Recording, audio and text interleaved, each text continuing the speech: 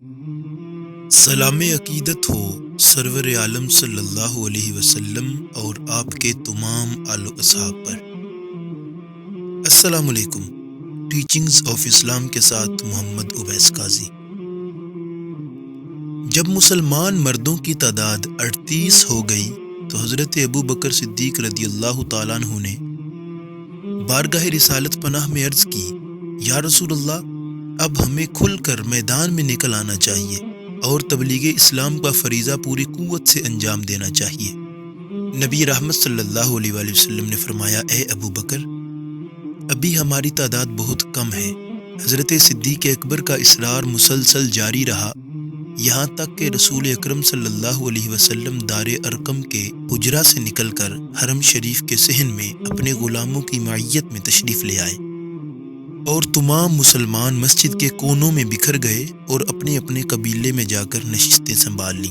جب سب لوگ بیٹھ گئے تو سرکار دو عالم صلی اللہ علیہ وسلم بھی تشریف لے آئے۔ دنیا اسلام کا سب سے پہلا خطیب صدیق اکبر لوگوں کو اللہ اور اس کے رسول کی طرف دعوت دینے کے لیے کھڑا ہوا۔ ابھی خطبہ شروع ہی کیا تھا کہ کافر جناب صدیق اکبر رضی اللہ تعالیٰ عنہ کے اس خطبہ کو سن کر آگ بگولا ہو گئے اور مشتعل ہو کر ابو بکر صدیق اور باقی مسلمانوں پر حلہ بول دیا اور ان کو خوب مارا پیٹا۔ ابو بکر پر تو ان کا غصہ بڑا شدید تھا، چنانچہ آپ کو دھکا دے کر زمین پر گرایا، اوپر چڑھ گئے، پاؤں سے لتاڑا، ڈنڈوں سے زد و کوب کیا۔ اتنے میں بدبخت عتبہ بن ربیعہ آ گیا۔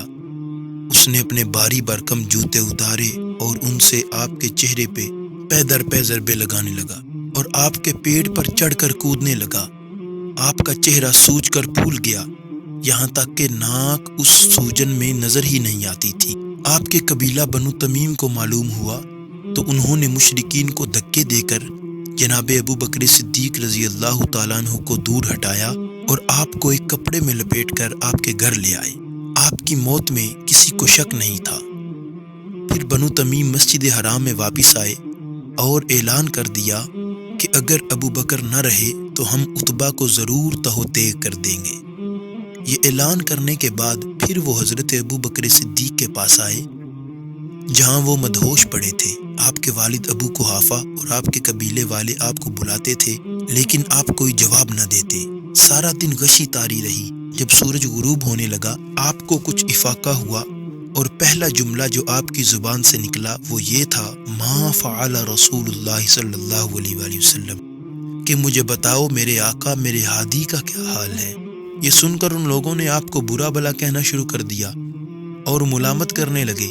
پھر وہ لوگ وہاں سے واپس جانے کے لیے اٹھے اور آپ کی والدہ ام الخیر کو کہا کہ خیال رکھنا، انہیں ضرور کچھ کھلانا پلانا۔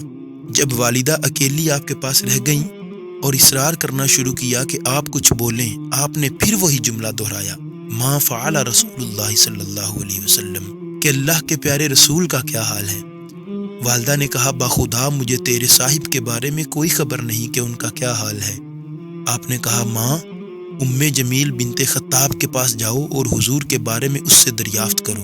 آپ کی والدہ وہاں سے نکل کر ام جمیل کے پاس آئیں اور ان کو اپنے ساتھ جناب صدیق اکبر کے پاس لے آئیں۔ جب ام جمیل نے دیکھا کہ ابو بکر مدہوش پڑے ہیں، شدت کے ساتھ زخموں سے چور ہیں، ام جمیل آپ کے قریب گئی اور کہا، بخدا جس قوم نے تیرے ساتھ یہ بہیمانہ سلوک کیا ہے، بے شک وہ فاسق و فاجر اور کافر ہے، اللہ تعالیٰ ضرور ان سے انتقام لے گا۔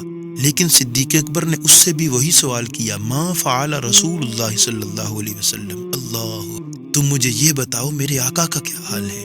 ام جمیل نے کہا کہ یہ آپ کی ماں بھی سن رہی ہے۔ آپ نے جواب دیا، اس سے ڈرنے کی ضرورت نہیں، مطمئن ہو کر مجھے بتاؤ۔ ام جمیل نے کہا، ہوا سالم صحیح، کہ الحمدللہ حضور صحیح سلامت ہیں۔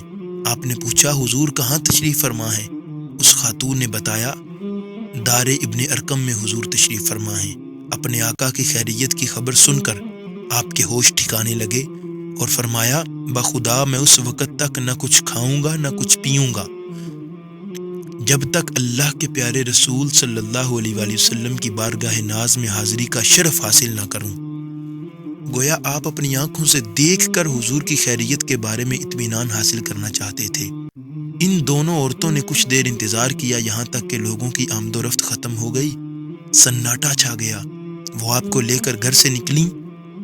حضرت صدیق اکبر ان کے سہارے چلتے ہوئے حضور کی بارگاہ میں پہنچے۔ یہ حال زار ہے فرقت میں تیرے مزدر کا، کہ اشک آتے ہیں بے اختیار آنکھوں میں۔ جب حضور کی بارگاہ میں پہنچے فَأَقَبَّ عَلَيْهِ رسول اللہ صلی اللہ علیہ وسلم فَقَبَّلَهُ وَأَقَبَّ عَلَيْهِ الْمُسْلِمُونَ وَرَقَّ لَهُ رسول اللہ صلی اللہ علیہ وسلم رِقَّةً شَدِيدًا أَوْ كَمَا قَالَ۔ جب حضور کی بارگاہ میں پہنچے تو اگلی صورتحال کی منظر کشی کے لیے روایت کے الفاظ سنیے۔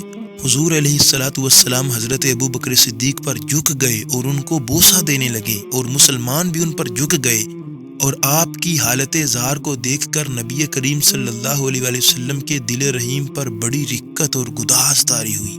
یہاں کیوں کر نہ دل آرام پائے، جہاں آرام جان و دل میرا ہے۔ صدیق اکبر نے عرض کی، یا رسول اللہ، میرے ماں باپ حضور پر قربان ہو جائیں، مجھے کوئی تکلیف نہیں سوائے ان جوتیوں کی ضربوں کے جو عتبہ نے میرے چہرے پر ماری تھیں۔ یہ میری ماں ہے، اپنے بیٹے کے ساتھ حاضر ہے۔